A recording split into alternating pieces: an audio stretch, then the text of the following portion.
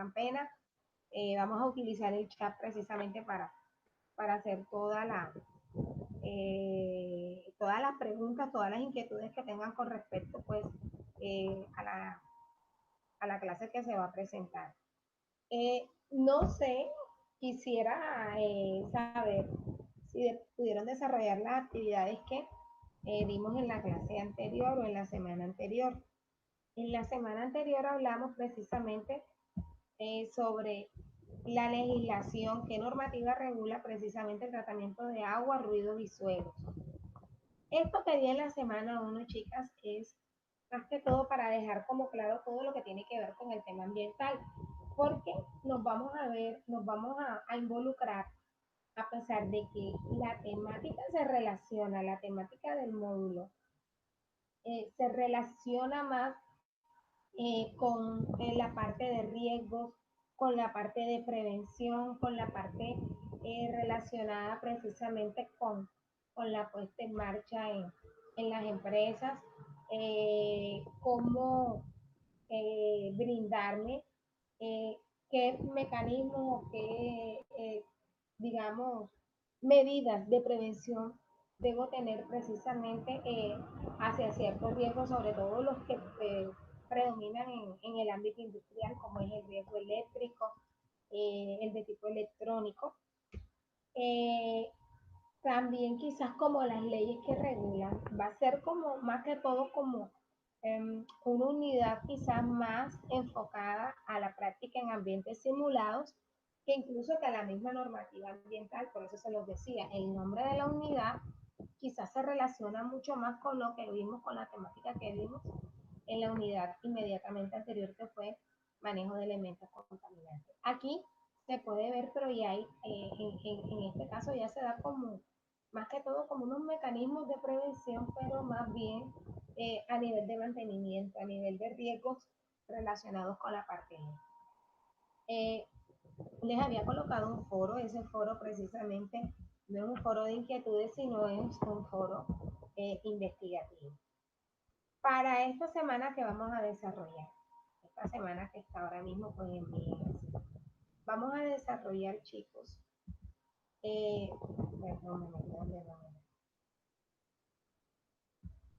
vamos a hablar precisamente sobre los protocolos que debemos tener en cuenta para el uso de los elementos de protección personal e individual. Y en la clase de hoy, miren, aquí está. Y precisamente pues aquí se basa la diapositiva, protocolos de elementos de protección personal.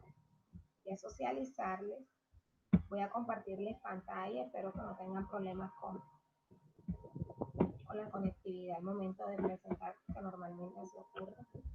Cuando se presenta, a veces sacan los estudiantes que estén teniendo intermitencia en la conexión. Entonces, los elementos de protección personal. Yo creo que pues a estas alturas del partido, ustedes como futuros CISO saben de la importancia de lo que es blindarse, de lo que es protegerse, ¿verdad? Miren, ahora mismo precisamente con todo lo del tema de la pandemia del coronavirus, eh, no solamente en el sector salud, sino en todos los sectores, a los trabajadores se les brinda los elementos de protección personal asociados precisamente con la actividad económica que ejecutan. Y también ahora mismo referente al tema, al riesgo biológico, pues se adiciona otros protocolos y otros elementos de protección individual, porque ya no solamente es protegerse del riesgo propio de su actividad, como les acabo de decir, sino también de ese riesgo biológico que ahora mismo está acechando a toda la humanidad. Entonces, ¿cuál es el objeto, verdad, de todos los protocolos? Protección, proteger al trabajador de los riesgos residuales presentes en el área de trabajo a partir de la implementación de un procedimiento que facilite la selección, suministro, reposición, uso y mantenimiento de los equipos de protección personal. ¿Correcto? Entonces, aquí notamos precisamente, nos damos cuenta que aquí, miren, va enfocado a los peligros asociados a su actividad económica. la frecuencia de exposición y precisamente la gravedad de las consecuencias que son características del proceso productivo de la empresa o definitivamente pues de los procesos que ella tiene. Ayer, por ejemplo, miren, ayer recibí una visita aquí en mi casa, porque mi mamá ya es una persona pues mayor, de bastante edad, por decirlo así. Y ella pues, por ser ya una señora mayor, ella se encuentra pues en un tratamiento, ella tiene ya una enfermedad, por decirlo así, crónica, que es la diabetes. Y pues se hace fundamental que ella cada 3 meses o cada 2 meses tenga revisión médica. Entonces, precisamente ayer recibió visita en casa, antes de ayer, perdón, vino una misión médica, un médico acompañado de una enfermera y pues le hicieron todo lo pertinente con el control de lo que ella maneja, que es el control de diabetes. Eh, Ayer, precisamente cuando vinieron, ellos tienen un ceremonial, manejan un protocolo. Ellos llegan, duran alrededor de 5 minutos alistándose, llaman, abro la puerta, yo también tengo mi protocolo, tengo mi bandeja, mi amonio, mi tapete, precisamente para atender a los visitantes. Los que vivimos dentro de esta casa manejamos otro tipo de protocolo, por lo menos no utilizamos el amonio, sino que cambiamos zapatos. Tenemos unos zapatos para transitar y otros zapatos para poder estar acá dentro de nuestra casa. Y ahí ya tenemos, como digo yo, aquí en una parte de mi zona de labores tengo el espacio de desinfección anti-COVID.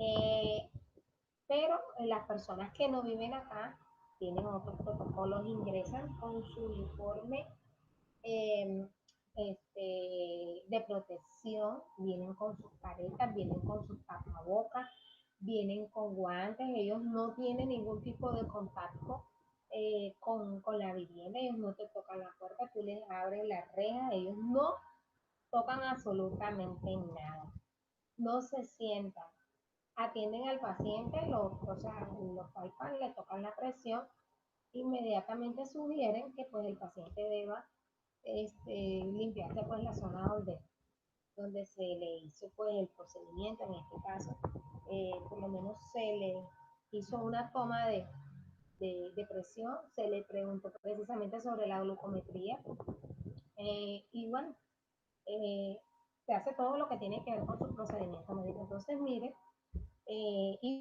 igual pues ellos son el gremio de trabajadores que más expuestos se encuentran al riesgo porque tienen que tratar a las personas eh, ante un posible contagio. No sabemos por lo menos cuál de las personas, cuál de sus pacientes sea positivo para COVID, ¿correcto? Entonces, sabemos, vamos a tener en cuenta precisamente un glosario de términos que son fundamentales dentro de este protocolo de elementos de protección personal. Ya sabemos que los elementos de protección personal, chicos, son todos los equipos de protección física adecuados para la naturaleza del riesgo, ¿verdad? Que reúnen las condiciones de seguridad y eficiencia para el usuario. Es decir, que sean los adecuados. Si yo por lo menos voy a utilizar una careta, ¿verdad? Debe tener una base y esa base debe ser gradual para que se pueda adaptar precisamente pues, a la forma de mi cuerpo. En este caso, pues debe ser a la, a la, a la cara. Entonces aquí precisamente tenemos protección para los ojos y para la cara y aquí aplica elementos como gafas de seguridad, las monogafas o caretas que los trabajadores usan cuando están expuestos a riesgos como la proyección de partículas, riesgos químicos, gases y vapores, por lo menos aquellos productos químicos que son bastante peligrosos, como lo son los ácidos, como es la soda cáustica, que simplemente una pequeña salpicadura te puede dejar una discapacidad permanente. ¿Correcto? Los elementos para la protección de la cabeza, ¿cuáles son esos elementos? Ustedes conocen los famosos cascos de seguridad que deben utilizar los trabajadores en áreas en las cuales existe la posibilidad de lesionarse. Un ejemplo claro lo vemos en el sector de la construcción. Una persona que labora en el sector de la construcción debe precisamente mantener. durante toda la jornada laboral su casco de seguridad. Para que esa persona pueda quizás descansar un poco, debe aprovechar el espacio de pausa activa, es decir, el espacio donde no se encuentre ni realizando la labor ni se encuentre expuesto a la caída de un objeto o definitivamente su espacio de receso. Estas personas tienen su tiempo de almuerzo y en las dos jornadas les dan unos pequeños intervalos de receso que pueden ser de 20 minutos y pues lo más recomendable es que estas personas se aíslen como tal de la zona de trabajo para ellos poder hacer su descanso, su periodo de descanso. ¿Por qué? Porque como les digo, de nada les sirve hacer el receso en el espacio donde se encuentran laborando, en la zona donde hay trasteo de material, trasteo de producto y que existe el riesgo de caída, o sea, de golpe, precisamente por el no utilizar. Es fundamental también el uso de los cascos para las personas que trabajan en el sector eléctrico, ¿verdad? Para los pies, que se utiliza más que todo?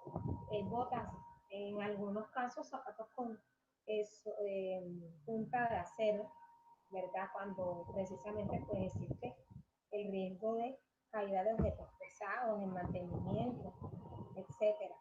Pero por lo menos cuando se trata del riesgo eléctrico, los trabajadores tienen que utilizar zapatos y eléctricos con un material que sea precisamente como resistente al paso de corriente, en el sentido de que la persona no vaya a tener quizás una conducción a tierra en el remoto evento, ¿verdad? O en el posible evento, no es remoto, es posible, porque si yo trabajo con energía, debo manipular energía, eh, el riesgo de que tenga una corriente, pues obviamente va a ser mayor que a una persona que no esté trabajando con corriente eléctrica. Entonces, lo ideal es precisamente que tengan un zapato que haga precisamente conexión a tierra, donde pues el riesgo precisamente eh, de, de electrocución sea mayor. Entonces, definitivamente un zapato con puntera de acero no sería el adecuado para una persona que trabaja con conexiones eléctricas. Deben utilizar, ellos normalmente utilizan unas botas que son hechas en un material resistente, pero en un material donde se aísle totalmente el paso de corriente. Las manos, fundamental, los guantes. Nosotros podemos utilizar guantes precisamente para protección, para evitar de pronto magulladuras, cortes. Pero si trabajamos en el sector eléctrico, lo importante, digamos, de que es fundamental de que las personas trabajen desenergizadas. Por lo menos un técnico electricista, un auxiliar, un técnico electricista que va a trabajar por lo menos cambiando un contador. Lo importante es que al momento de hacer todo lo que tiene que ver con la instalación del mismo, lo importante es que obviamente la casa como tal esté desenergizada, que no esté trabajando con corriente eléctrica.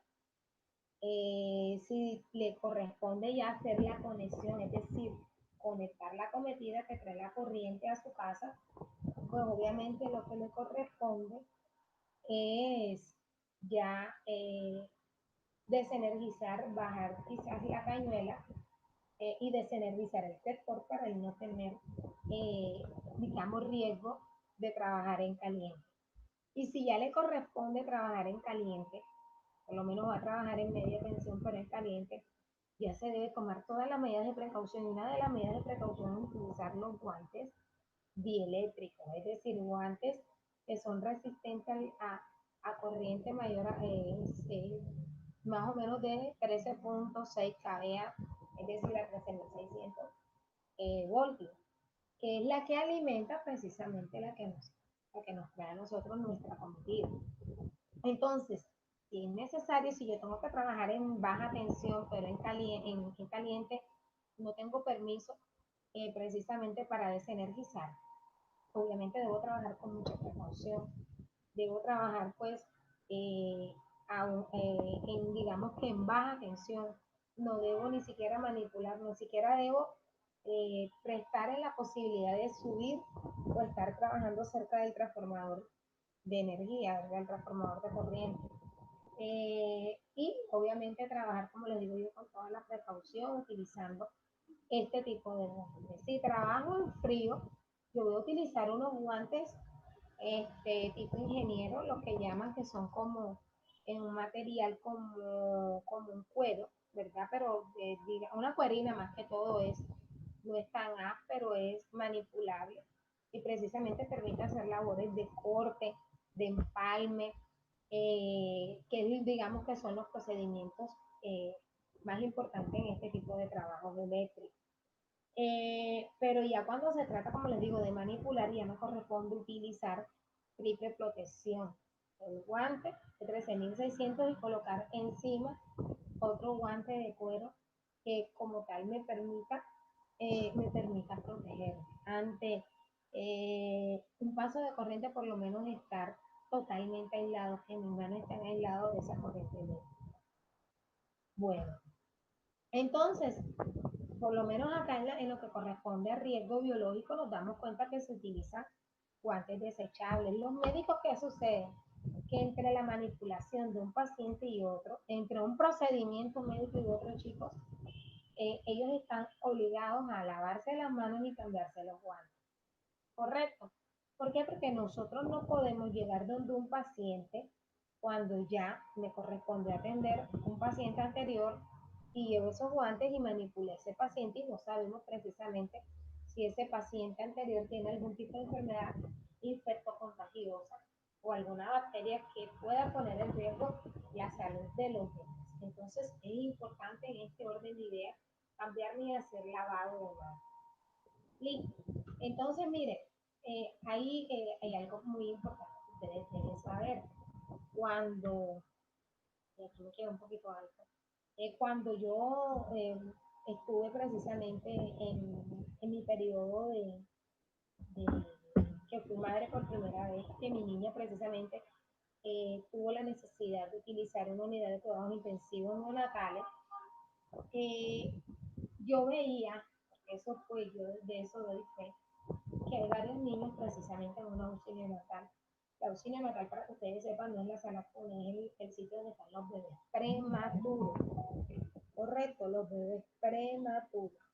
Entonces, eh, en, ellos tienen una hora estipulada para su comida y precisamente para su aseo. Mi amor, estoy ocupada y no puedo utilizar esto. Allá tienes el tuyo. ¿Qué es lo que pasa? No. Deja verlo, deja revisar qué pasa, pero el del mío ni lo mire. Entonces, chicos, les decía de que cuando tuve esa, digamos, esa experiencia con la niña, yo me daba cuenta que entre aseo de un bebé y otro, o sea, cada incubadora, cada niño tenía sus productos de aseo. Estoy ocupada, Gabriela. Cada niño tenía sus productos de aseo, tenían ahí dentro de la túnica sus pequeños gabinetes. Uno se daba cuenta cómo las enfermeras, con aquella paciencia, aquella dedicación, se lavaban las manos, colocaban los guantes, le hacían todo lo relacionado con el protocolo de limpieza y después le alimentaban al bebé. Terminaban ese bebé inmediatamente. Es a la caneca roja, lavado de manos y a manipular a otro bebé. Entonces, no sé si de pronto era el hecho de que en el momento estuviéramos la mamá de visita, los papis que estábamos visitando a nuestros bebés. Pero es fundamental porque son niños que tienen una situación crítica. Un niño que está en una unidad de cuidado intensivo no es un niño que esté sano, es un niño que debe tener algún tipo de patología. Entonces, por eso es totalmente fundamental tener esa asepsia. Elementos de protección para vías respiratorias. Ese elemento de protección para vías respiratorias eh, son precisamente todos aquellos dispositivos, por lo menos lo que son los filtros, eh, las mascarillas, ¿verdad? Que van a proteger al trabajador precisamente de la presencia o del contacto con algún tipo de riesgo, con alguna sustancia, perdón, que pueda ser peligrosa. Bueno, ahora mismo miren con todo lo que se ha dicho de la pandemia del coronavirus, uno por lo menos, uno sale a la calle de manera coloquial con un guante. Hay personas que ya vemos que utilizan, perdón, con un tapaboca. Hay personas que vemos que utilizan tapabocas con filtro. En el sector médico no es fundamental un mero tapaboca. Por ejemplo, ayer precisamente dos amigas de mi grupo de colegio, amigas de toda la vida, como digo yo, de infancia, dos de ellas están experimentando la experiencia del COVID porque son médicos. Una es ginecóloga, la otra es radióloga. Y ellas precisamente nos mandaron los pantallazos de cómo es, cómo se blindan. Y ustedes vieran filtros, ¿verdad? Tienen unas mascarillas con filtros impresionantes, tienen su careta de seguridad con su gafa de seguridad, es decir, ellos tienen totalmente toda esta cara protegida y pues su uniforme como tal también, están totalmente blindadas. Sin embargo, ellas dicen de que pues se exponen, les da mucho miedo y más la que trabaja como ginecóloga es ginecostetra, que tiene que atender mujeres parturientas con COVID positivo, así que se pueden imaginar. Entonces, precisamente en lo que tiene que ver con las vías respiratorias, nos damos cuenta que el virus, según toda la información que nos ha suministrado la Organización Mundial de la Salud, sabemos que precisamente esta vía es una de las vías de acceso al virus. La vía digestiva no es por nuestra boca, nosotros también es otra de las vías de acceso, los ojos a través de los lagrimales. Por eso nos hacen mucho énfasis en que si una persona por eso no hacen mucho énfasis en el uso del tapaboca. Y depende, porque hay tapabocas que definitivamente si usted estornuda, pues las partículas quizás no se liberan a una distancia prudencial todas esas partículas. Aún con el tapaboca, usted estornuda, se van a liberar. Pero el tapaboca lo que va a hacer es que va a evitar que se propague por mucho, digamos que a mayor distancia. Correcto. Entonces, por eso no insiste en una distancia entre una persona y otra mínimo de 2 metros. Una persona obviamente que estornude debe tener, o sea, que tenga algún síntoma gripal, lo importante es que deba estar en su casa, no debe salir para nada.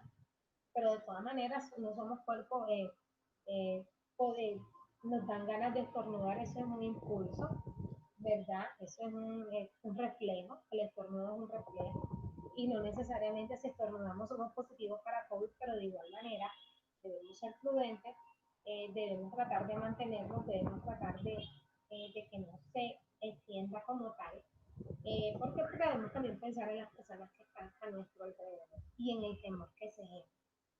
Correcto, chicos. Bueno, entonces me doy un momentito para acá para hacerla.